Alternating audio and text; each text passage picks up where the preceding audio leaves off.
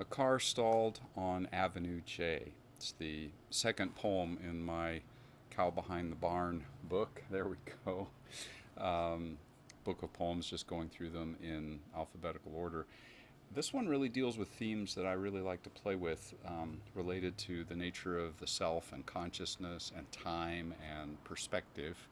And I think you'll see that in the poem. Avenue J is actually a long piece of pavement that heads out from Lancaster, California into the Mojave Desert. And I spent a lot of time there when I was in elementary and middle school and early into my high school days. In those days, much less populated, but that's the scenery that is behind the poem A Car Stalled on Avenue J. From where my car came to rest beside the road after I had nursed the last spare inch of its rolling to this point, I stare at the mesquite stretched to a flat horizon, stacked in rows without dimensions, quivering in the rising heat. Time pulses like the mirages streaming up from the ground.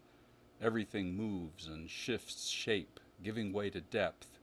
Shadows from brush and cactus fan into parallel rays, align towards a single point, one solitary bush, before falling from the edge into the void beyond my sight.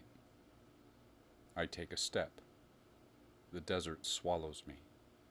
I join the lines towards the fixed point, the joint of sky and sand and branch, like walking the shaft of an arrow, down to the last edge where the tip is poised towards the sky. I reach where it all converges. The rays end, the lines bleed together, the one solitary point, and look back. There is a highway in the desert, a car stalled on the chalky shoulder, and a man standing by the car, looking up in this direction, and lines of cactus and mesquite that stretch away and align to a single point on the western skyline. A car stalled on Avenue J.